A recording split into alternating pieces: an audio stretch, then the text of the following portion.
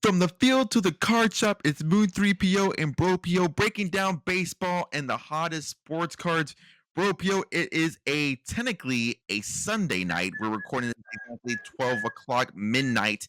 This episode will probably be up Monday. But it's been a while since we recorded. Bro PO, how's it been? How's it going? How are you enjoying? We're in the ALCS, NLCS now. How you been enjoying the MLB postseason so far?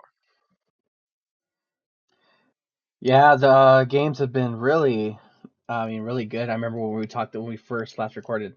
I think it was at the end of the tiebreakers between the Mets and the Braves, and I think we even said like, man, if those games were any indication of how the rest of the postseason is going to go, we're in for a treat. And boy, oh boy, have we been in for a treat. Yeah, this postseason here has been probably one of the more exciting ones I can remember in a long time. And yeah, so in this episode here, we're gonna break down, basically cover every round that we went through here. Obviously, if you guys listened to or saw the last episode, you guys would know that we did our playoff predictions. Who was gonna go? We went round by round. Who was gonna go where? Who was gonna win? Unfortunately, both of our brackets have officially been busted with who we had advancing. So we are going to go over each round. How, was there any surprising key elements from those rounds? And then obviously cover the NLCS and the ALCS with the gay Mets powered through agreements and the Los Angeles Dodgers and the New York Yankees going against the Cleveland Gabba Guards. But of course, before we do that, we are going to dive a little bit into some set lists and some new sets here that are coming out within this month. So let's quickly dive into that before we talk any postseason ball. Now, like I mentioned here, as part of this recording here, we did have Top Cosmic Chrome that just got released here, retailed for $299, but hobby stores and local car stores are selling boxes for about $400, and there's no guaranteed auto. So let that sink in. They are really nice cards. Though. I don't know if you seen this or have you seen those cards? I'm not sure if you've seen them. The Cosmic Chrome. I think I saw a couple. Is that the set where they're having the Jason Yeah, the Dominguez Martian card? cards. Yeah, Yeah, they trying too hard with that. I'm like, bro, yeah, I agree. you're not fucking Yeah, Wemby. I agree. You're not Wemby. Yeah, Get out of here. those cards there, they're from what I've seen, they're like really hard to pull. I don't even believe there's been an odds as far as I'm looking at chasing majors right now. I highly recommend you guys go check those out. Because chasing majors will do basically all the hard work for you. They'll give you all the packs, and the odds of pulling those packs. But yeah, they have yet to pull or any pack odds have been released by as far as of that. But that's been one of our more recent releases as far as the top Cosmic Chrome. I personally like the inserts a lot, but yeah, just the price point for buying a hobby box and not guaranteed an auto, I'll stick to buying some singles definitely for sure for that one. I know I said that about Bowman Chrome about a month ago, and I went against my word there, but for sure, you would not be seeing me buying a hobby box of that for $400 and no guaranteed auto. You said that there's no No guaranteed guaranteed auto. auto? That's Yeah, crazy. it retails for $299, but That's yeah, insane. the obviously with the way the stores get them, distribution, whatever, they're charging about $400. And what they sell for online too is about $400. Oh, Yeah, so it's pretty crazy. definitely. I was on a stream watching there's an influencer in the hobby, does like a rip and flip. It's pretty cool. Instead of buying like a slot in a break, what he does is he opens the pack live and you get to bid on the cards live. So like if you want that card, you bid in, you're paying, whatever you're willing to pay for it. I was in a couple. Yeah, it's Oh, pretty that's cool. pretty cool. His name's Clever Cuban Cards. I would highly recommend you guys go check him out if you have it. He's on all platforms, but yeah, he does a rip and flip on whatnot. I was in there. I was like, okay, maybe I can get something here. Maybe a couple of cool cards, but yeah, those cards here were shooting up stupid in price, about $20 to $50 for an insert. It was kind of ridiculous, but yeah, that is the newest hot news set out right now. What's coming? It's so far in October. There is a lot more. We finally got a release date for update series. I know we were talking about update series quite a bit. October 16th. So if you're listening to this on Monday, the official release date will be this upcoming Wednesday.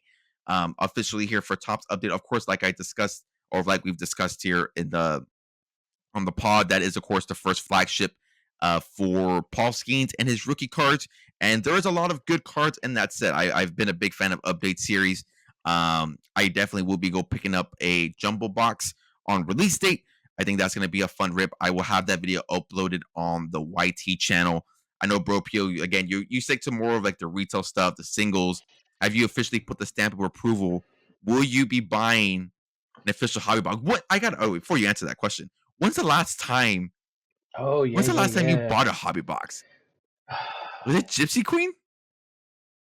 Like in 2017, 2018? I don't think I've ever You bought ever bought a one. hobby box? I don't think I bought one. I don't think so. Because when I was getting into like the really Gypsy Queen, I was buying those Target hanger blaster packs.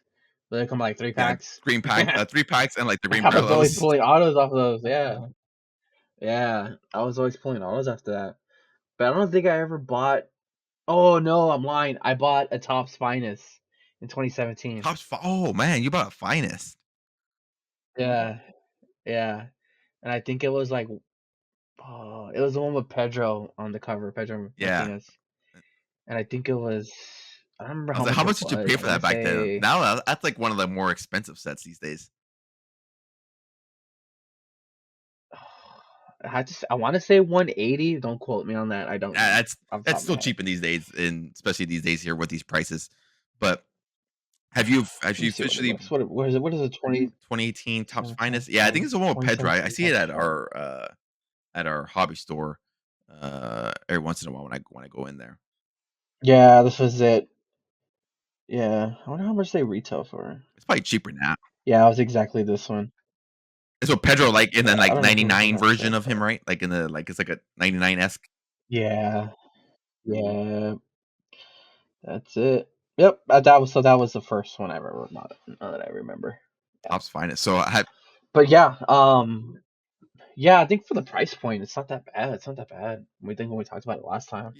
But yeah, I'm definitely probably gonna swoop in and grab myself a box. So there you have it, official Bro Peel stamp of approval. We'll be getting a hobby box. Stay tuned for the socials for that because again, he doesn't open a lot of hobby boxes, things of that nature. So the fact that he's diving into the hobby boxes here, it's exciting stuff for the content. So we'll definitely keep an eye out for that. But yeah, definitely will pick up a jumbo for jumbo. You're guaranteed at least 2 autos or a relic, or vice versa. I think 2 relics and an autograph, or you can get like an extra autograph, something like that. And like we've discussed, there's a lot of cool relics. They have the All Star games, things of that nature. So I think it's going to be a pretty fun set to be a part of and to potentially rip. Some other sets here that have came out. We got Bowman Sterling. That has came out here as far I think on the same day. I think of or a couple of days ago before Topps Cosmic. That's more of a prospect set. Obviously with Bowman. Not a good autos in that set. If you know, it's a little bit more expensive set. But if you pull, obviously the players that you want to pull, not a bad one to come out for. We have 2024 Topps Chrome update that will be coming officially November 13th, and we got our cover athlete officially Jackson Holiday on the as the cover for 2024 Topps Chrome. Not too sure if you saw that, and of course with Topps Chrome update, Yeah, I did see that. I know everybody was kind of hating on it. I guess we'll do a quick little reaction to it. Are you like hating that he got picked for the? I think everybody kind of would have said like Paul Skeens maybe. Like, do you hate? Yeah, I really don't care. Honestly, if I'm being completely honest, I think he's fine. I think he's a fine cover athlete, but I'm not raging up a storm like I am on Twitter. yeah. Honestly, did I wouldn't be surprised if Paul Skeens is like in the next year's like flagship Yeah, tops I wouldn't be surprised. as a Yeah, cover athlete. I wouldn't be surprised. So I mean, people need to just yeah, chill I out. agree. Yeah, people were throwing up of. People were saying, although people were saying they put the wrong Jackson on there. They were saying they should have been like Jackson Merrill or Jackson Churio. But I mean, I mean, yeah, if you're talking from a but statistical standpoint, yes, you're warranted there. But oh the yeah, fact that what Jackson Holiday has had on the hobby, like he's the most touted prospect in the hobby that I remember in a lifetime. Jackson Churro hasn't even recovered. The postseason, I did a video on that. The postseason kind of helped him a little bit. Jackson Merrill, he's been slowly been going up, but obviously Jackson Holiday has been the hype of the market for so long, so it makes sense to put him on the update series yeah, cover art. Now, of course, the big thing here with Topps Chrome update is the MLB debut patches, the one of ones. Those will officially be in that set. Um, His is in there, yeah, right? his Yeah, I saw Jackson yeah, Holliday his is will in officially there. be in there along with the other Jacksons, Jackson Murrow, Jackson Churio. So those MLB debut patches will be in there along with some other notable rookies. Obviously, Wyatt Langford, Jung Ho Lee, Yoshinobu Yamamoto. We're gonna dive a little bit him. I don't know if it's a controversial tweet. I don't know if you saw it. I don't think it's controversial, but um, yeah, Yamamoto. Um, Cole Keith from the Detroit Tigers. A lot of notable rookies here will be having their MLB debut patches. So, of course, that will be a fun chase to have in that set. I remember buying a couple of boxes of Topps Update last year, hopefully trying to pull the Yoshida debut patch, but unfortunately did not get it. I don't know who pulled it. I don't know if it was in a break or somebody pulled it, but yeah, I think there's still a couple of them out there still. Probably. Yeah, probably wasn't a break. So, and we'll probably see that a lot in November um, going into December. Along with that, we do also have one of my favorite sets is going to be Top Stadium Club. That will be coming out along. There's not a release date as far as of that from what I'm seeing on Chasing Majors. Um, Actually, so pre-order is October 8th, so that's already been passed, and they have a release date November 6th. So a week before the update for Chrome. Um, I really like that set a lot. That's always a fun set to buy and rip. Obviously for the photography is what makes that set. Yeah, the photography is Yeah, pretty and cool. then you Yeah. are guaranteed the auto in that box. I don't know what the price point is as far as of that, as far as of right now, but you are guaranteed autos. Isn't that one's usually like on the more affordable end, isn't it? Yeah, Stadium Club, it's typically if more. I'm not Yeah, that mistaken. one's more typically on the affordable side. I don't know. Let me try going on Tops and see maybe if they have a price on it. But yeah, that one is basically always affordable, and you're guaranteed an on-card auto or on-card or sticker auto. Yeah, I mean a hobby box is 140. A compact box is 74.99. Let's see, what are you guaranteed in a hobby box? Hobby box 139. Okay, so yeah, it's not bad. I mean, $140. You're guaranteed two cards. I mean, two autograph cards, and it'll be ridiculous. Two cards for 140, but I'd say at this point, I wouldn't be surprised if that's what Topps does pretty soon. Um, but yeah, two autographs per box, 16 packs. I mean, that's not bad for that price point. And Yeah. a $74 box is one auto. So I mean, that's again not bad. The thing that does worry me about that set though is that obviously Topps Stadium Club is its own set, and there's Topps Stadium Club Chrome. That's its own separate set. But when I'm looking at the checklist or from what I've seen, they're treating Chrome cards as like part of the set list.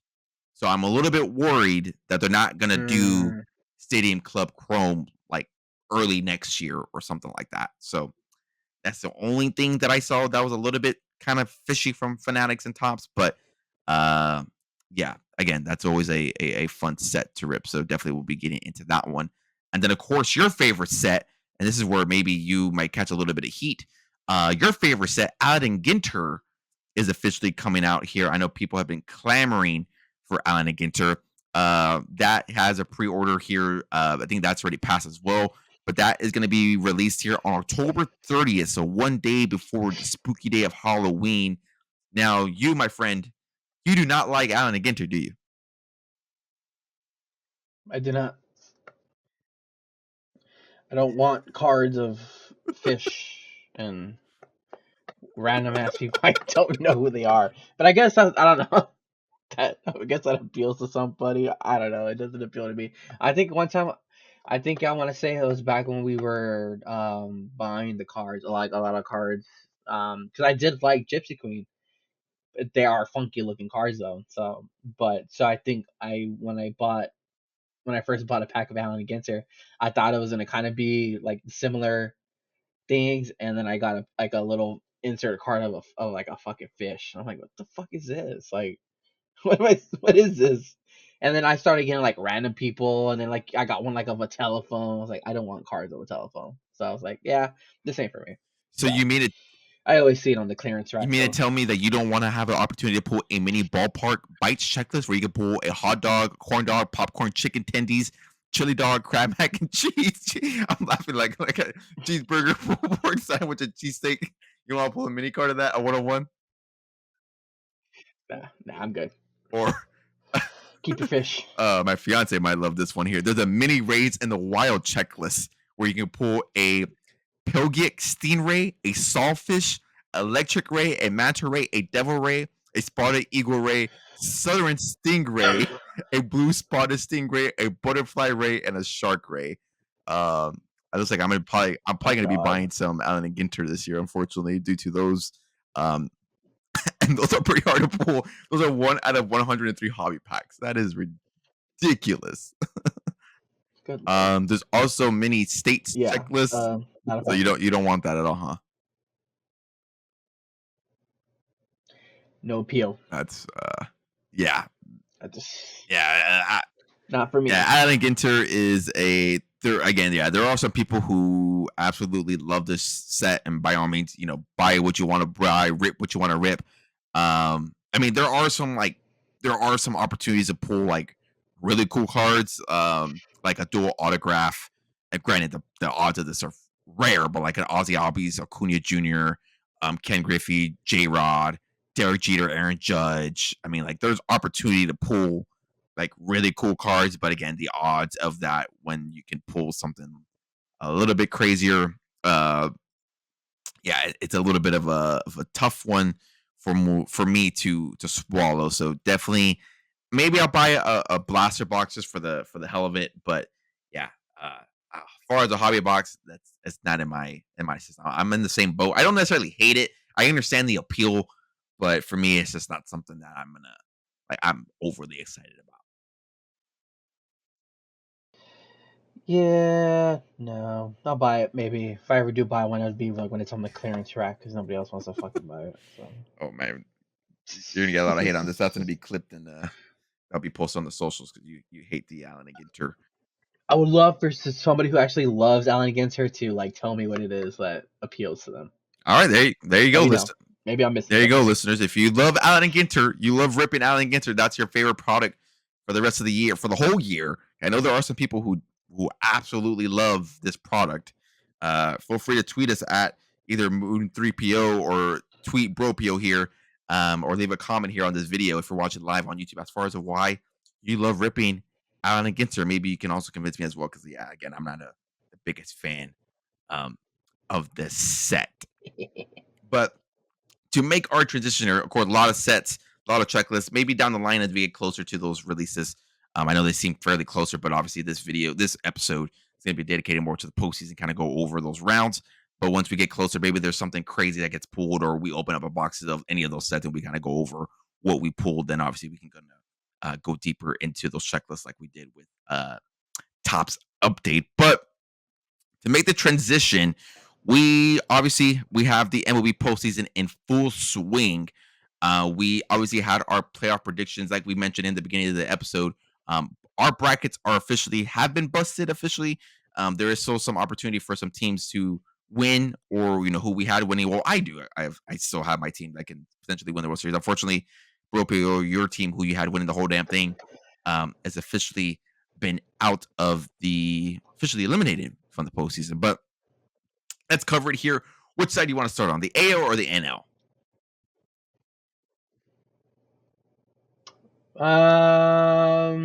Let's do the AL because I feel like there's not much there because it was kind of boring. Like I think the NL was probably more interesting than the AL side. Yeah, I agree. Um, yeah, I guess we'll kind of dive deep into a little bit of those rounds there. But yeah, like you mentioned here, not a lot of juice in those division series and wildcards. Like maybe the last game of the Guardians and Tigers had a little bit more juice than that made up for that round. But yeah. So Detroit Astros, you had that spot on. You obviously we called that. I did a lot of promotions for that video or for that episode. Uh, I obviously had the Astros making out of that round 2-1, but you called it. You had the sweep. I tipped my cap to you. You were spot on. Scooble dominated game one, and then they went to game two. Pressure were on the Astros, and that I have no words. You called it. So again, I tip my cap for you for the And I think that was probably. I mean, that's probably why I say kind of like the AL is kind of boring because I think that's probably like the biggest story that probably came from the playoffs on the AL side is the fact that the Astros got swept Yeah. and they had. I mean, and they even had their chances. They had the. I remember when. Of course, MLB is amazing at the times, and they have these games on at 2, 3 o'clock in the afternoon, and I was working, and I remember I think the Astros had the bases loaded, and Jackson Joe was out there. I thought he was about to shit the bed, and, and so I mean, like they had their chances, but I think out of all the stories that come from the AL, I think that was probably the biggest one is the Astros getting eliminated, and they didn't make the ALCS for the first time. I think in what 8 years they Yeah, I think said since or 7 2017, years. I believe. That'll be the first time they Yeah, have not been in the ALCS. So yeah, yeah, there's really Yankee fans can breathe easy. exactly, and we'll kind of talk about that here in a little bit. Um, but yeah, the Astros unfortunately not making it past. They're not winning a single game. Potentially the last game for Alex Bregman in the Astros uniform. Potentially seems like he's out of his. Oh, dude's Yeah, I gone. would. I Game was over. It went straight to his locker. Thank you, Houston. I'm out. yeah, and obviously we'll have an off-season episode dedicated to where we think the top free agents will go. But yeah, it seems like he has officially signed off his tipped his cap farewell to Houston and potentially heading somewhere else, potentially to the team behind me. We don't know. That's for the offseason talk. But yeah, not really a lot to talk about um in that series as far as of that. And then the next series, again, nothing to mount for that one. Kansas City and Baltimore. That went exactly the way that I thought it would go.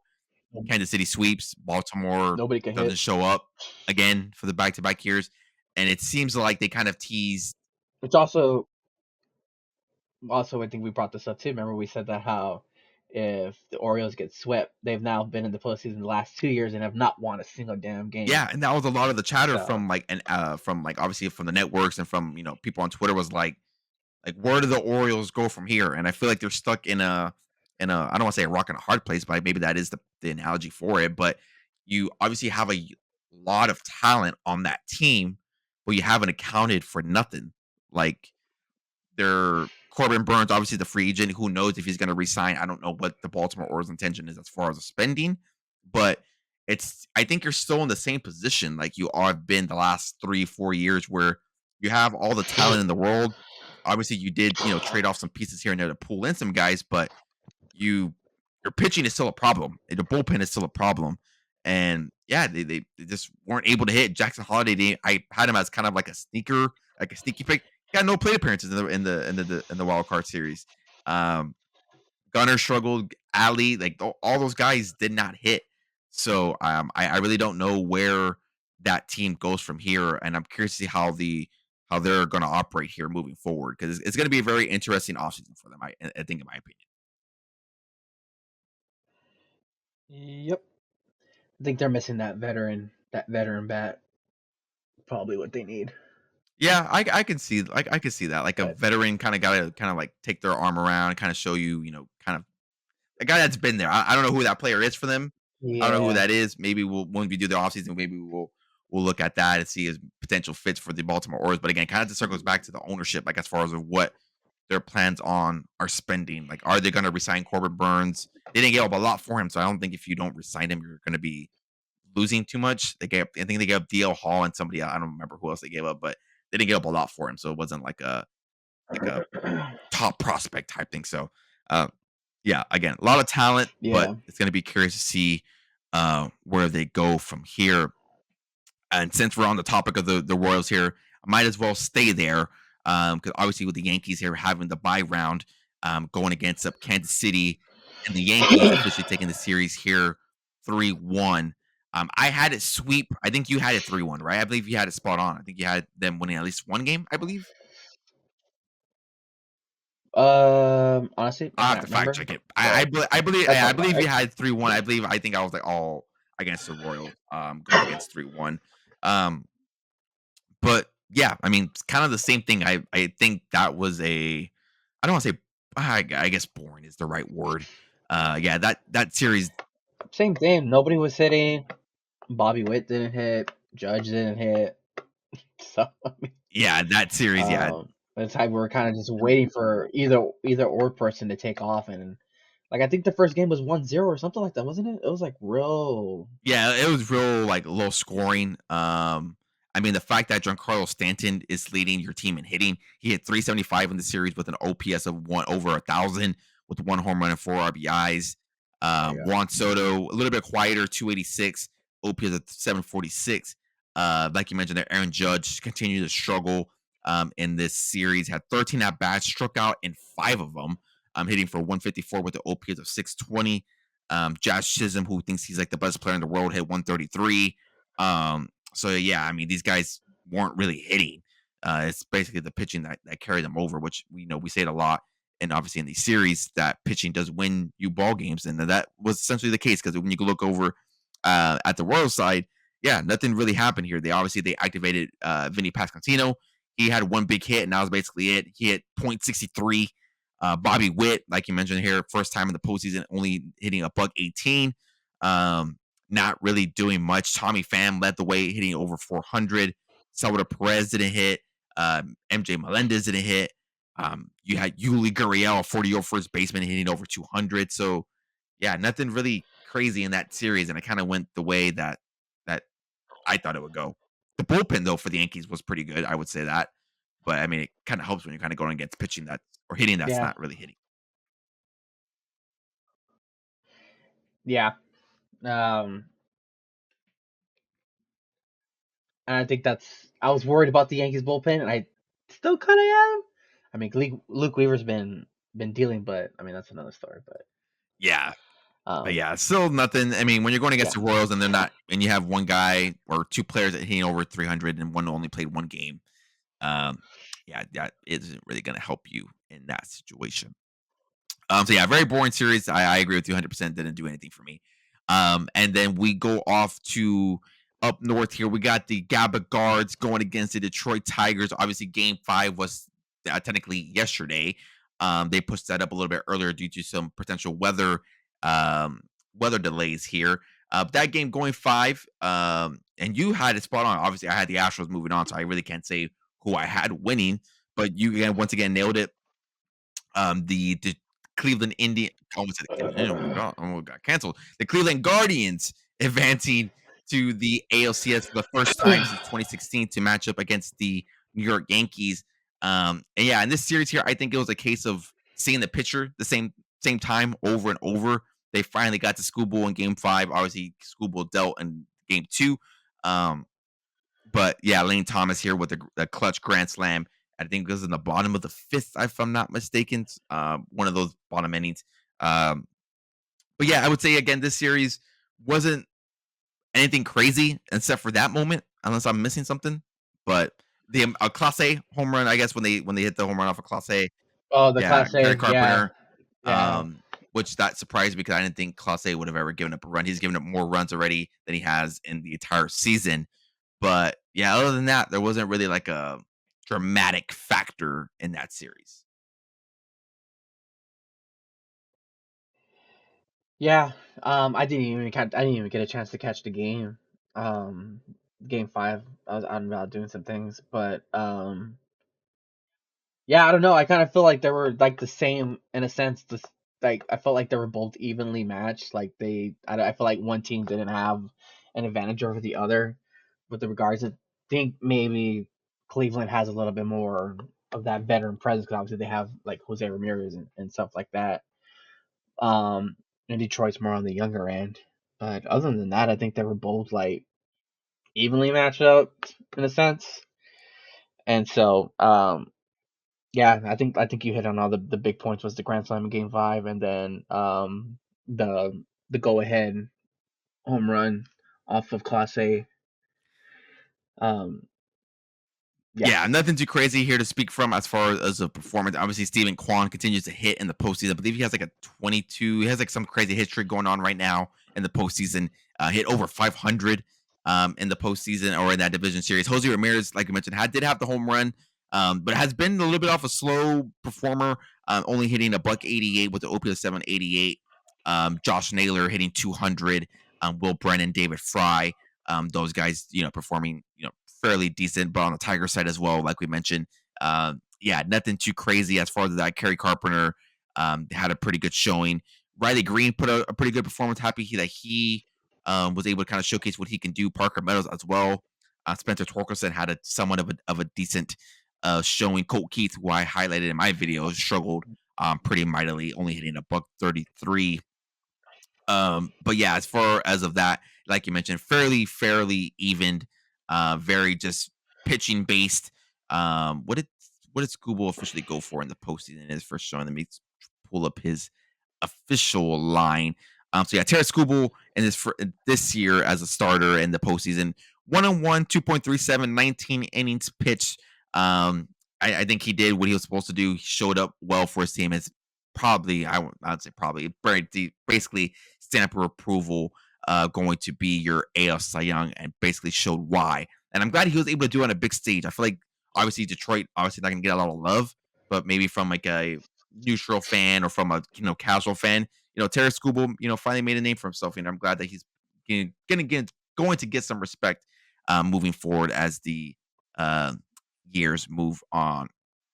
But heading on to the ALCS, might as well preview it here. We got the Gabby Guards moving on, like we discussed here, going against the New York Yankees. I know obviously you had the Yankees going to the World Series. After watching these games, has anything changed for you? Are you still putting that, Yankees making their way back to the Fall Classic for the first time since 2009? Yeah, I think I'm still sticking with them just because uh I'm I don't know, Cleveland's bats worry me, and I think that was my thing that about them is like they weren't hitting that they weren't going to hit, and I think they kind of proved it a little bit in this last series, going up against some good pitching. Um, I don't think obviously the Yankees aren't as strong pitching wise as the Tigers and Cleveland. But I think sooner or later these bats got to come around. I don't think Judge will. He needs to get it going in a sense, and I think if he goes, everybody else will eventually follow. So I think I'm gonna stick with them. But I don't have them. Well, I guess we'll talk about that when we get to the World Series matchup. Yeah, But I'm sticking with them to make it to the World Series. I don't know. I think if they don't, I mean, that'll be another failure of an offseason because I don't think it's been. I think like we said, like I think the last three times, I think the last three ALCSs were all losses to the yeah. Astros. So, um, fear not to fear Yankees. The Astros are not there. Yeah, so with this one here, I'm obviously the Red Sox fan in me doesn't want them to advance, or I don't know. I feel like a World Series loss for Yankee fans. I feel like that would be a little more pleasing if they do. That'd be I feel like that would hit it a yeah. little bit harder. It's just like going to be like obnoxiously just dealing with them on Twitter. I think it'll be the more annoying part. But yeah, I do think the Yankees do find a way to make it back to the Fall Classic. If one thing that we kind of didn't, I don't say fail to notice, but this is the first time, if I'm not mistaken, the first two teams I got bias are meeting up against each other, if I'm not mistaken. Because so maybe that's the case Mm, here. I know the 1 and the 2 seed. we've talked about the hitting being off. Maybe that's played a role into this with the buy. Obviously, we'll talk about that a little bit more in the National League, but uh, yeah, I don't see if there's going to be a factor for the Guardians, it's going to be the bullpen. It's going to have to be the bullpen that carries them. Obviously, we've seen that already in the ALDS. The bullpen was a big part of what was they were able to do. So if they're able to do something and then able to carry it, it's going to be the bullpen. It's going to be Manuel Boyd's gonna have to step up. Tanner Babies have to step up. Those guys are going to have to do things that maybe they weren't used to in the regular season, but will have to find they will have to do something to advance and get past that studded Yankee lineup. But yeah, I would have the Yankees winning in six. Essentially, I do think they drop at least two, potentially maybe a bullpen game, whatever. But yeah, I do have the Yankees advancing off to the World Series in a 4-2 series. But that's what I have here on my end as far as the AL. I don't think we missed anything here because yeah, like you mentioned here, the AL was there were still some good games, but it Yeah, wasn't it was kind of as dramatic as we saw um, in the NL. And to make that transition in the NL, we'll start off with the lesser series because we both predicted sweeps for this one. The Braves and the San Diego Padres. That again went exactly the way that we thought it would go. With obviously without a Chris Sale, with all those Yeah. injuries, that series basically went the way I thought with the Padres winning 2-0.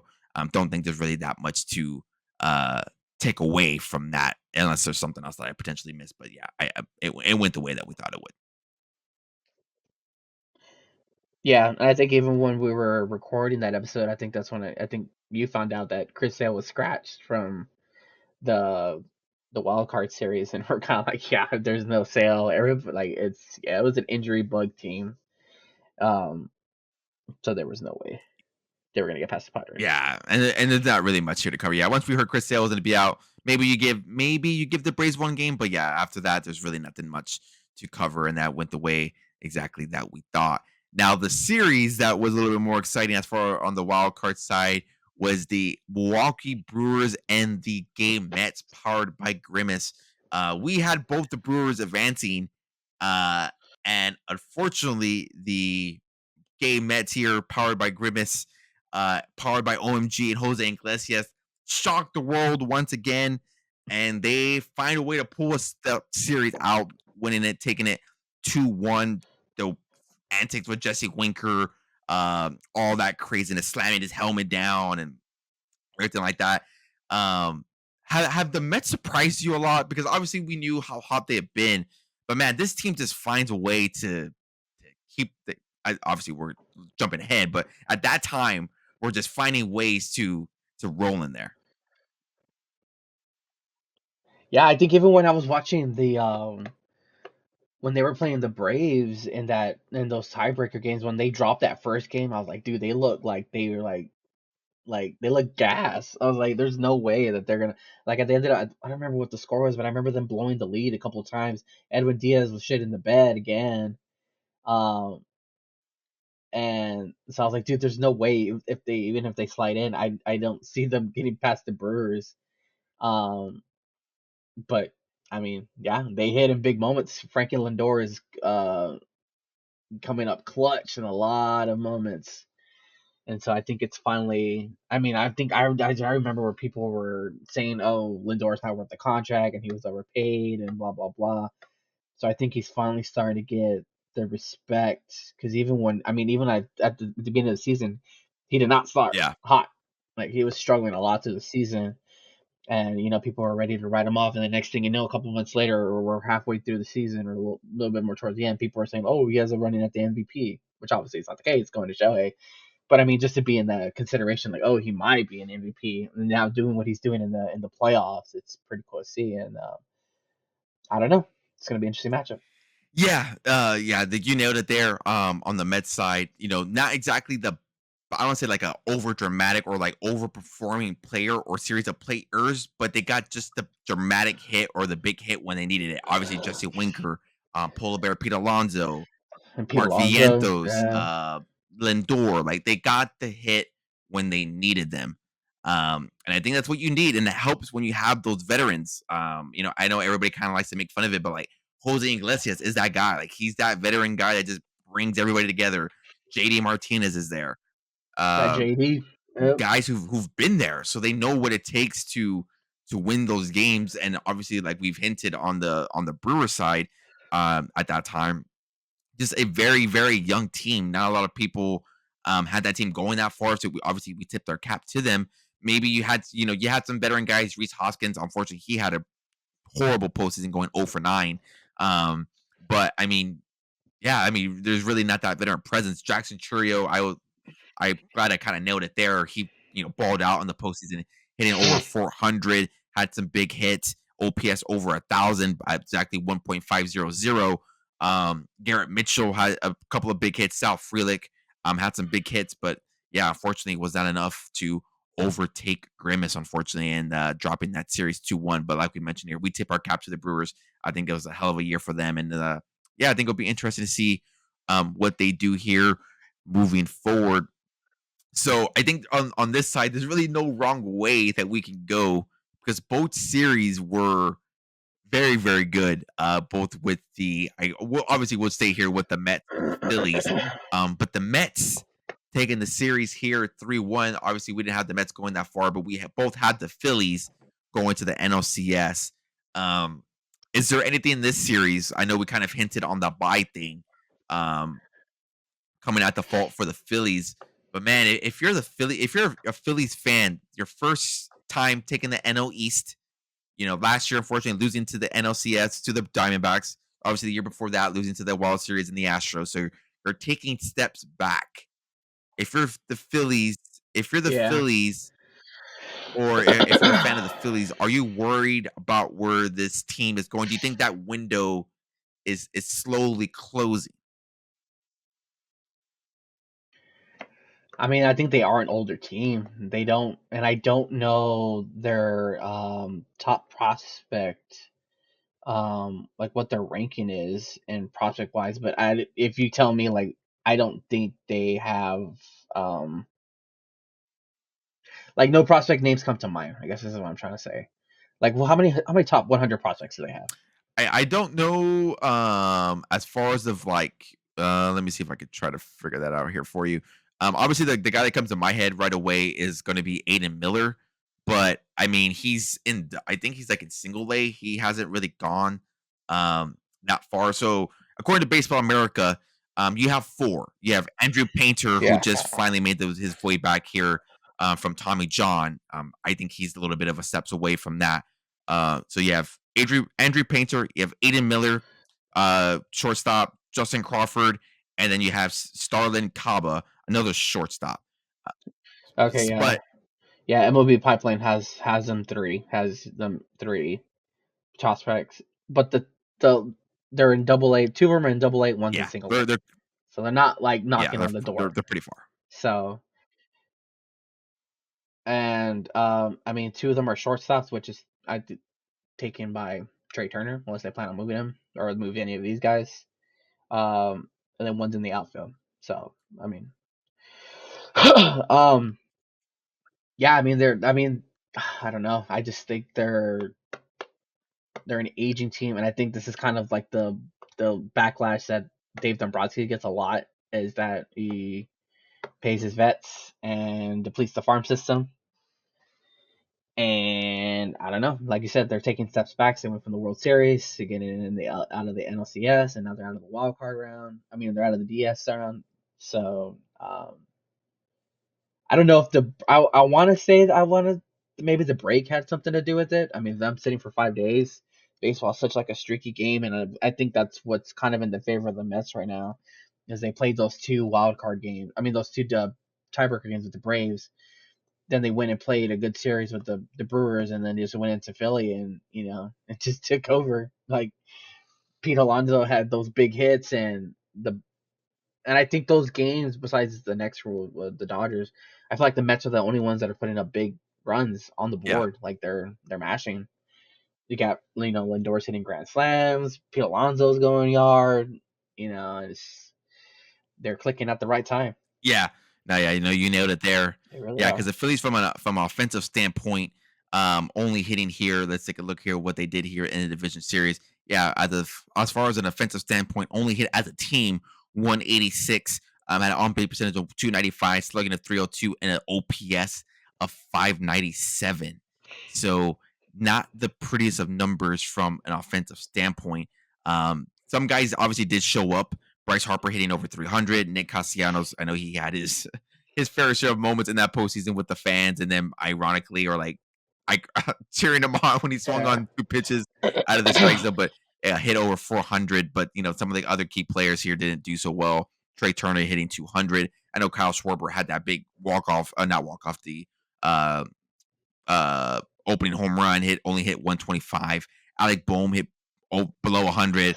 Brandon Marsh, JT Realmuto didn't have one single hit uh, in this series. So from a Damn, yeah, he went 0 really? for 11, um, with 3 walks and Jesus. 4 strikeouts. So technically 0 for 7 when you count the at bats. But yeah, 0 for 11, no hits.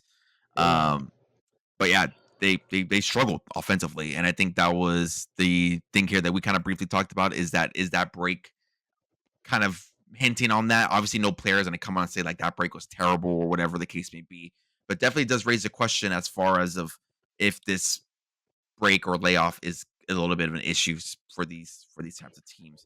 Um, as far as the window closing, I'd say it's definitely narrowing a little bit. They're obviously still a talented team, but I think you do need to find a way to do some things. Maybe trading in Nick Castellanos. That's obviously we'll save that for the offseason.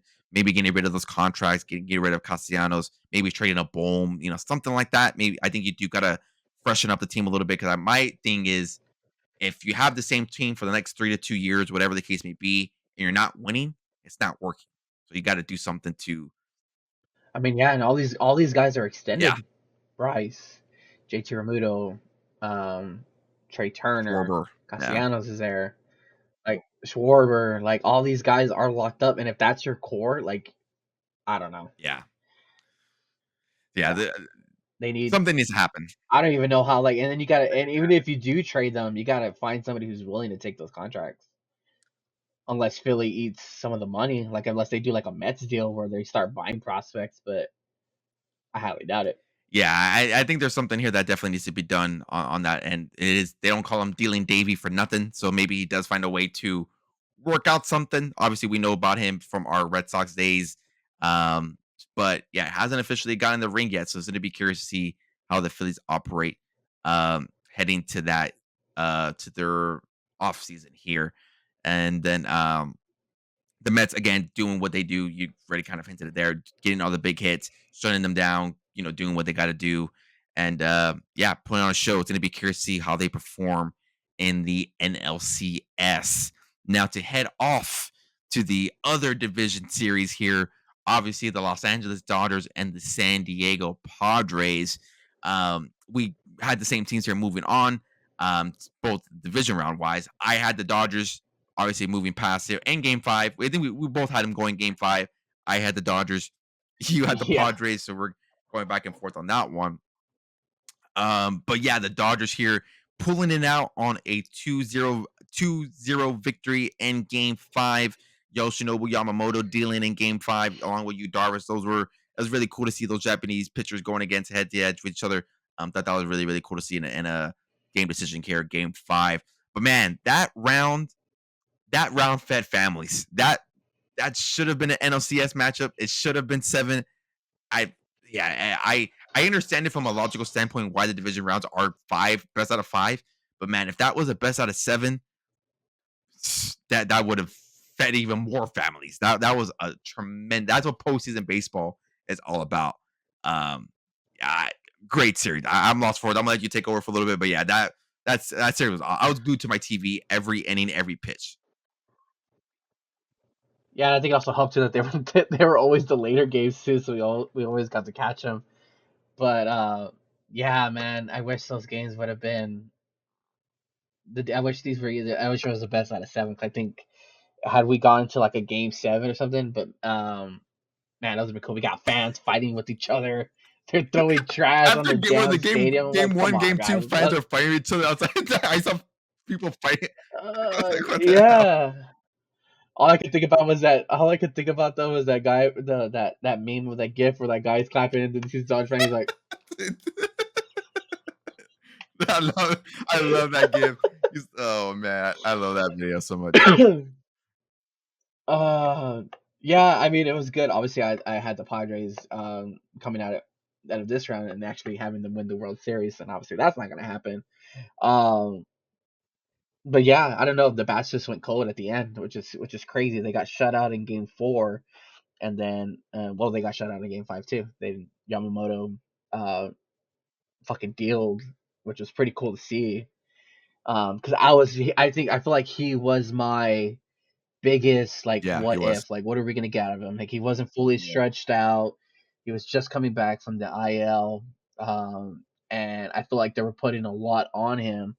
And I know he's what he's done in Japan, and I know he's whatever their version of the Cy Young was in Japan. I know he's done all everything he did there, but I mean MLB is a whole different ballgame. You can, and so obviously Japan pitchers come out here, and I feel like they always have a good couple years and then for some reason they just fall off. We've seen it like before, like with Matsuzaka. Same thing kind of happened with Drew Jarvis when he was in Texas. He was dominant, and then he kind of jumped around. He's kind of been like iffy here and there. So I feel like for him, coming in and now the Dodgers, he's essentially like their leading ace now, and they pay him to be the ace, but to be hurt a majority of the year, and then you're coming back and you're going straight into these high intensity games.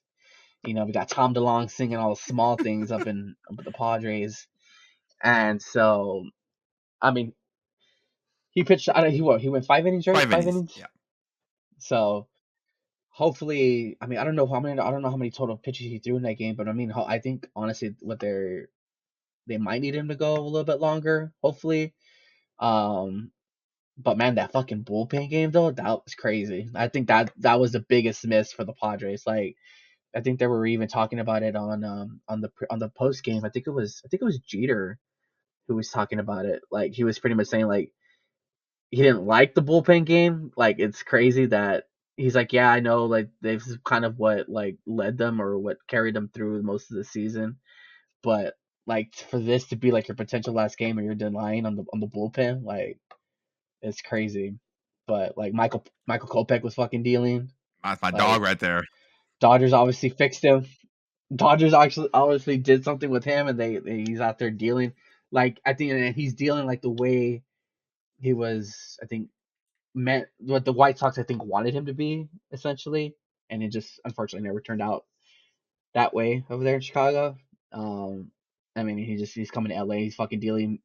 Um, I think the last thing I just want to hit really quick on the Dodgers is I think what we talked about was Mookie, and Mookie was struggling a little bit, but man, he fucking turned it on too. Like, he got it going, and I know that whole drama with fucking Profar when he stole his home run, we fucking robbed him. I was like, dude, oh man, what did you think about that? So I was like, dude, okay, so I know when they were talking about like, oh, like the fans, I felt like he was chirping them too, and so I'm like, dude, if you're gonna be fucking chirping me, you better be able to handle if I'm gonna chirp you back. Like, I feel like he was being like a little bitch about that. Like I understand the throwing, that's not cool. But like if you want to argue and stuff like that, and I feel like that's also what it was getting to, like he was just arguing and chirping people. Yeah. Like, Yeah, yeah. well, yeah, we'll touch But on it before we go on to we go back to talking to players since I want to lead to that too. Yeah, the Profar thing. So I watched it live, like right off the bat. Like I saw Mookie hit the home run. I was like, oh shit. I was like, all right, because a lot of the things, and we'll talk about that in a little bit later. Like a lot of the things that we talked about in the previous series happened. Like a lot of the key players, a happened. lot of the key Yeah. players that we talked about, like it happened, and we'll obviously we'll talk about it a little bit later. But yeah, so I see, and we talked about Mookie. Like I said on the podcast, and I was like, the dude needs to go. He needs to hit. Um, and first at bat, first game, hits the ball going that little awkward short little porch there. They have that little rounded left field, and I'm sitting on the couch. I'm like, oh shit! Like, did he really just go deep? And then the way the camera showed it, and the way that Profile reacted, which is part of the obviously the reaction he wanted to get, was like he didn't catch the ball. And Mookie, I felt like I don't I love Mookie. Say what you want, Red Sox fans, about the way you feel about him. Obviously, there's a certain portion of that fan base feels the way that they feel about him with the way how that went. Maybe that's another pod for another talk for another pod. Um, but I love Mookie. I have no will towards him. One of my favorite players watching him growing up. So I saw him hit the ball. Like, oh shit! Like finally he's gonna get going. And then Profar just catches it. And man, I just feel so bad for him. Like he just takes the L. He's rounding home. They're doing the cool little flashing lights. Like he hit the home run, and Profar caught it. And kind of taunting the fans. But yeah, I agree. If you're gonna taunt people, you're gonna talk shit. You're gonna do what you got to do. You better be able to take it back. And Dodger fans have a history of taking it to an extreme level. Yeah, that They too. have a Yeah. history of taking it to extreme level. I agree with you 100%. Throwing shit, I don't know exactly what was said, but like if you're throwing like, I kind of want to word this carefully. If you're throwing like detargatory, I guess is the proper word, like nasty things. Like I would say, of course, Yeah. that's off limits. But if Yeah. you're just chirping them, you're just talking shit like, "Hey, you suck," or like, "Hey, that was a nice strikeout," or whatever. I don't know. I don't know exactly what was being said. I really don't know. But I mean, if it was stuff like that, and he's getting pissed off about that, And then I don't yeah, see where I don't understand that, and I think he has a history of doing that. I think I was seeing some clips on Twitter, that he has a history of, like, chirping at fans, and when they chirp at him, he kinda can't take it well.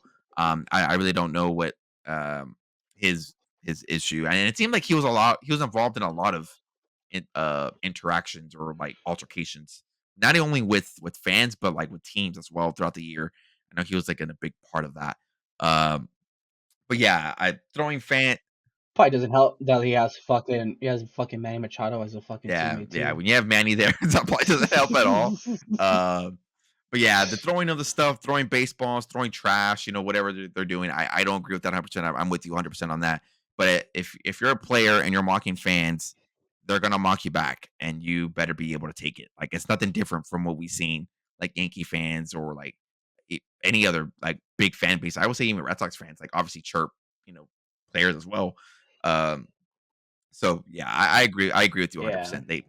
I I think he just handled it pretty terribly, and, maybe that was the downfall maybe 'cause, that's what Kike Kike on the post-game post-game things that we just don't give a fuck.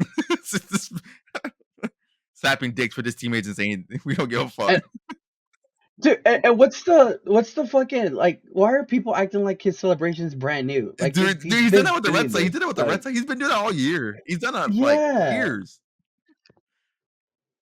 yeah. I'm like I saw because like I think somebody tweeted that like oh like some guy was like I grew up in the era with the Bash Bros and they used to like bash their arms and then fucking Jose Canseco retweeted it. He's all it's this new generation. I'm like dude he's been doing this dude fucking dick out and everything Man, I dude. hope they don't see, like, Mookie celebrations. Like, Mookie has, like, the most, like, questionable and with the he's doing the fucking water bottle, they throw the water on his face. Like, dude has the most like questionable uh celebrations. But yeah, I was like, man, Kiki's always been touching dicks with players. So I when I saw him do that, I kind of had like, oh, that's the Kike I know. When he hit that moon bomb off like Darvish, like, yep, that's the Kike. That's the David Ortiz esque and Kike coming out in October. And dude loves Halloween per his press conference. He's like, what is it? What is it with Did you see that?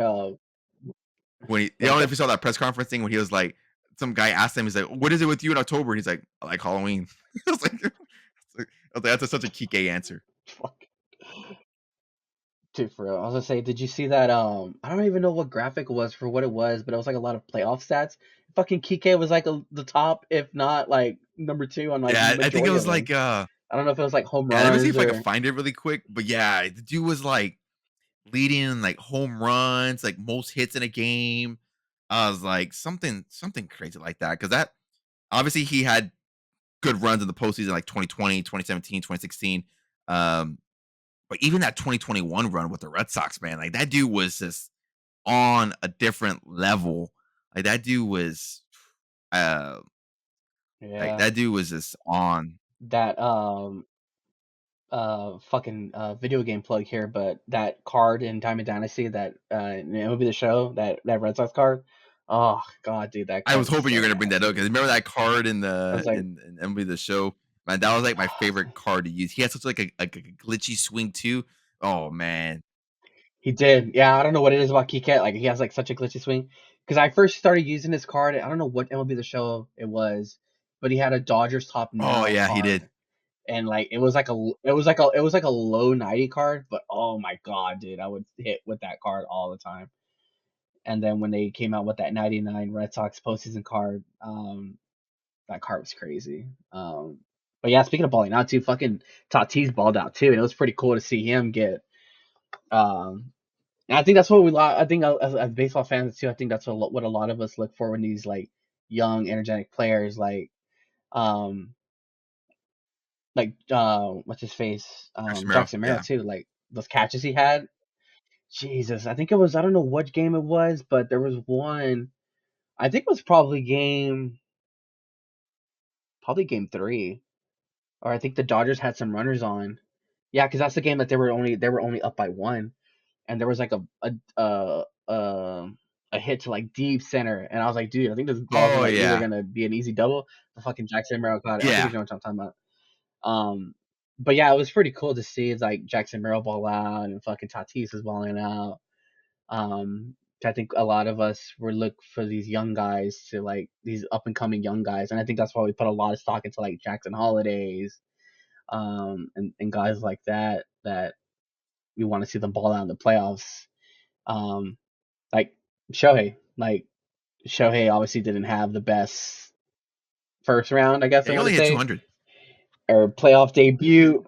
Yeah, and I don't know if he stole any bases or anything like that, but I think it was kind of getting a little annoying. Like, do you see those stupid graphics where they're like, "Oh, Shohei's like 4 bats away"? I'm like, come on, dude. Like, let's So not you hate the do like, graphics then, huh? let's not like, yeah, I was not like. And I saw everybody making fun of them. Like, they're like, "Oh, Shohei's in the bat tomorrow." Like, I was like, all right, we can we can chill out with that. Like, I don't know. I thought that was a little bit too much. Like, but um, I get why they're doing it, but um, yeah, I don't think it helped that he was not doing that good. Yeah, I So, think he only but hit his official line here, as far as of the division series, hitting only 200, with OPS of 623. Just strike out 10 times. It did look like he was kind of pressing up there a little bit, trying to maybe force some things. But yeah, striking out 10 times in 20 at bats, not too good. Obviously had the big home run, one home run for RBIs and two walks. Mookie, like we touched upon here, having those back-to-back home runs. Technically should have been three, but back-to-back home runs. Only once again, kind of a little bit of a slow start, hitting 222 with an OPS. He did have an OPS over 800. yeah, two twenty Um, two. Gavin Lux putting on a pretty good show. Yeah, Obviously, Teoscar was leading the way here, with the 333 batting average and OPS over 1,000. But yeah, I think this series went the way that we thought it would have. That it should have gone. Well, I would say should have gone, but could have gone. I think we called a lot of the things that we said we were or we thought were big things, and I put out the very I don't know if you saw my tweet the other day, or I think I put it out. Yeah, not the other day. Obviously, when the game happened. Obviously Yoshinobu Yamamoto is going to 5 scoreless. I would say, obviously, it's very early. There's a lot of things that can happen, but I would say that he earned his contract with that start. Like if you lose game 5 against that team, against the Padres, like that's tough. It's tough to swallow. Like you signed him for those games, for those moments. So for me right now, obviously, again, things can happen. Hopefully they don't happen because I think he's a very exciting pitcher to watch. He's the highest paid pitcher in baseball for a reason. Um, I think he essentially earned his contract with that start. Um, First start didn't go so well, but obviously this time around, doing what he was supposed to do and yeah, balling out. And then like we called it out here, I called out Michael Kopech. I said he was going to be a force in that bullpen. He was going to be a guy that we have to watch out for. Didn't give up a run, and I know it's only 3.1 innings pitched, but didn't give up a run was a big part of those bullpen. Was a bridge to Blake Treinen in Game 5. Seeing him get fired up, man, that got me so excited. Just because I've been a big Michael Kopech fan for a long time. I made the analogy that when I found out he was traded, I fell down to my knees in the middle of a Walmart because that's the way I felt. I love Michael Kopech. I followed him a lot when I was in high school. And I know he had his struggles in Chicago and obviously the injuries, Tommy John.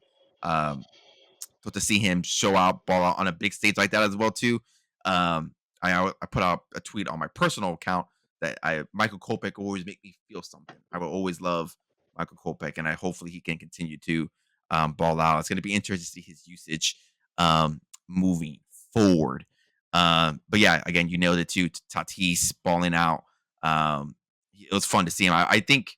I guess we'll kind of throw a quick here as well. Like, do you think this postseason kind of helped get past? Like, I don't see a lot of people talk about it. Maybe I just missed it too. Like, do you think this got him over the PED suspension? I personally don't. I personally think it did. I have never really even like. I really don't think about it anymore. But I think this definitely helped. I don't even hear about it that much anymore, Yeah, honestly. I was like saying. That's what I thought. Like, I really don't hear about it. And the kids love him too. Every time you see somebody with like a Padres City Connect jersey, it's probably usually Tatis. So like I don't I yeah I like Tatis, Yeah, you know. I've So never had. I don't really think it's a thing Yeah, anymore. even with the PED stuff, like I didn't. My opinion of him never really never really changed. But yeah, I really don't see many people talking about it anymore. That's why I was like, I don't know what like like maybe there's a certain part of the MLB fanboys or baseball fanboys that maybe miss. But I think this definitely helped because he balled out again, taunting the fans too. I think that was kind of funny doing the little, just kind of like shaking his head and like dancing in the outfield. Like that was, like, he seems like a guy that he can give you shit and then you give him shit and he'll enjoy Yeah, it. but you see, yeah, yeah. But I also think though, but I also think he's handles it better because he had the criticism of the PEDs. So he knew he was gonna have to learn how to take criticism from fans and chirping and stuff like that. So I think he just knows. I mean, for somebody who's young too, I think he's only like 25, Hey, he's so 24, young. 25. Um, yeah. So I mean, to be able to like, I guess mature in a sense, at a young age, like I think he's good. And I think that probably helps. And I also think that's probably why like some fans like him because people like the players who can take the Yeah. chirps, like like. And I think if a fan starts chirping somebody and then they chirp him back, they're like, "Oh damn, all right, you chirping me back." Like so, yeah. Yeah, I like Tatis a lot. I think that's Yeah, it would have been cool to see them obviously go past because obviously they have a lot of those big names, but obviously, um, it's not going to surpass here the Otani esque, the Mookie esque, the Freddie Freeman esque, and the Yamamoto esque as well. So, um, yeah, I wish it was a Game 7. That series definitely fed families and much more. Would have been better again to see that in the NLCS, but unfortunately, that is not going to happen. And now what we have here is we have the OMG Mets meeting the Dodgers. The highest teams in baseball with payroll as well. That's something here that we kind of didn't mention as well. We have the three teams now representing the highest teams in baseball with the highest payroll, the Yankees on the opposite side. Then we have the Dodgers and the New York Mets. Now, I'm curious to get your opinion on this one now because obviously we had two different teams going on there. Obviously, I would still think the Dodgers would go up based on what I had in my prediction, but I'm curious to get your opinion because these are two completely different teams for you. Obviously, the Gay Mets and the Dodgers, based on what we've talked about so far with both teams and their performances. Who do you have going back and meeting the New York Yankees in the Fall Classic? yeah. I honestly think now the Mets magic's probably gonna fizzle out. I'm probably gonna roll with the Dodgers on this one. Um, I think the key thing would too it'd be interesting to see how Freddie like if Freddie Freeman's still gonna be available. I know he played in the wild card game, but I mean he was pretty much like he looked like he was immobile at some points. So it'd be interesting to see what happens with that. I don't see Shohei hitting 200 again. I guess I want to say in another round. Um, and I think MLB like is just like salivating at the mouth of a Yankees Dodgers World Series. Like I can already see Bob Manfred in a fucking chair of money, like just there. Like it's gonna be crazy. Like I don't know when's the I don't. It'd be interesting to see when's the last time like two World Series teams from like each have the probably more than likely MVPs on each side. You know what I mean? Yeah, Like Shohei from the NL and then Judge on the AL. We might have to research that and maybe we'll throw it out in a tweet or something. We can clip it. But yeah, I think the Magic Mets train is gonna. You're all out of nuggets. you're all No more you're all grimace. like grimace shakes and no more all out of grimace shakes, huh? Yep. I think it's probably gonna run out. You got to go in. Yeah, I think the Dodgers are. It's just. What's the series prediction you got there? Uh, mm, I think it's gonna be a quickie. I'm gonna do a 4-1. 4-1. I have it in 6. I have the Dodgers in 6. Um, I think there's just some things there with the Mets that I like a little bit. Obviously Sean Manaea balling out as well. He's had a good pitching performance. Those they've been pitching pretty well. I think that will be enough to carry them off to 2 victories. But yeah, it's gonna be curious to see how they perform moving forward. They got Kota Senga going game 1. Jack Flaherty is gonna be going game 2. I don't know if they've announced any of their pitching um as far as of Sunday. Um yeah, Senga, Flaherty going game 1. Shawn Mania is going to be going game two. Obviously, the Dodgers have not announced anybody yet. And obviously, all the other games here have yet to be announced. But yeah, it's going to be pretty fun to see that series. I think that's going to be a fun series to watch. Obviously, kind of like you mentioned with the MVPs, going to have potentially the leading MVP winner and the I would arguably say the NL MVP follow up potentially with Lindor. I would assume unless something dramatically changes. So that's gonna be kind of it's gonna Yeah. be pretty cool to see maybe who I know people. I saw some people making the case here that you take Otani off the Dodgers or still the Dodgers. It's called the most valuable player, and it you can't deny it that Francisco Lindor is the most valuable player to the New York Mets. Now, if is Shohei Otani the most valuable players of the Dodgers, I would still say so, but I know some people tend to um, disagree with that. But yeah, I think the Dodgers in six. I think some of the same things that we've talked about still continue to roll out. I think Yamamoto's still going to continue to perform well and continue off that success. Obviously, having a little bit of some confidence there. The bullpen performing pretty well. Training Evan Phillips, Kopech, that's still going to continue. Hopefully, Flaherty can have a better. I think he had a pretty decent showing his start. Walker Bueller, it looked like after his that little bit of a rough inning, which that wasn't really entirely his fault. Obviously, there was a lot of defensive miscues with Rojas, obviously the ball that hit Machado. I wouldn't necessarily say that's a lot of his fault, but he kind of figured something out. I would. It looked like it. Um, so maybe that pitching, that starting pitching that I was a little bit curious about is a little bit better than we expected. But yeah, Dodgers at six. And then I do have on the opposite side here, have the Yankees meeting each other as well in a best of six. So when that does come, we will preview it here. Potentially Dodgers, Yankees, Dodgers, Guardians, Mets, Yankees, Subway Series. I think that would be pretty cool to see. Uh, I wouldn't want to see it, but I think from like a fan base and from a promotional standpoint, I think that'd be pretty cool to see as well. Yeah, if the guards somehow get past the Yankees, Rob Manfred's gonna have a fucking heart attack. You mean to tell me they don't want to promote Stephen Kwan and Josh Naylor? Well, One thing we did fail to mention too, the Yankees and the Guardians did meet last year. We had the cool moment with Josh Naylor rocking the baby. It's gonna be curious to see how that goes out next this postseason. So yeah. maybe the Guardians under Stephen Vogt can change the outcome here. Hopefully they can. I would hope they can, but yeah, I don't know. Fingers crossed on the Gabba guard. I'm sleeping on him. Maybe if there's some Gabba guard listeners, some Gabba guard fans, let me know in the comments down below or tweet at me again at Move to the PO to let me know if I'm sleeping on the Gabba Guardians.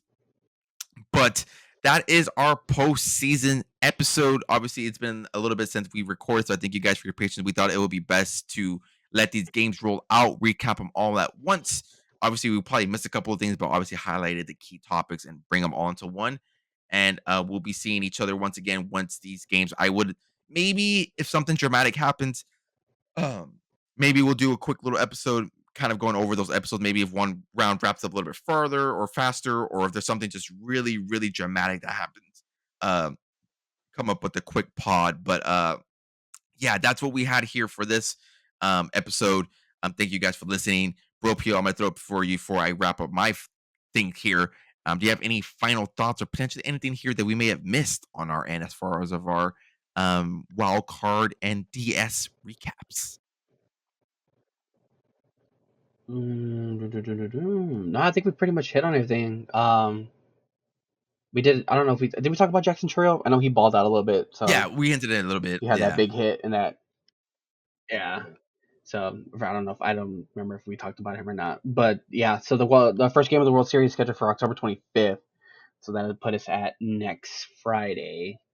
So we could probably get another pod in probably sometime next week. Hopefully these series wrap up quick and we can get another pod in and we can do our World Series preview. All right. So you heard it there first. October 25th. That is the first game scheduled there for the World Series. So yeah, we would definitely be getting an episode out before that so we can do our World Series prediction and obviously preview on the series here moving forward. Now, as far as the final thoughts here on my end, I do have a vlog coming out It's more of like a day in a life vlog. If you guys, hopefully that should be out on Sunday. If not, probably be out Tuesday because I don't want to put the episode and the pod together. So obviously this will come out first. So if you guys haven't yet, go check out the vlog. If you're listening to past tense, link will be down in the description down below. We got a day in the life of going to a card show. That was a lot of fun to record, a little more interactive. I know I've been trying to get that kind of content out to you guys. Um, a lot of interactive. Also do unbox, or I would say rip, my Shohei Otani 50/50 tops now cards. If you want to see what I got, did I get a pack? Did I throw into a CT scanner?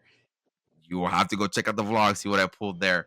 So go check out the vlog there. At again at Moon3PO for that. See what I pulled as far as the 50/50 and the daily card show pickups. Um, we do have another vlog coming after that, October 19th. We do have a pretty fun little video s coming out for that. I don't want to spoil it. But October 19th, we'll have a little bit of a fun video for that one. Hopefully that goes well. So stay tuned for that. It'll be another vlog esque. So stay tuned for that. Um, and yeah, guys, again, thank you guys for listening. I keep an eye on the statistics on as far as of like YouTube stuff, podcasting, and all that. Guys, you guys seem to have been enjoying it.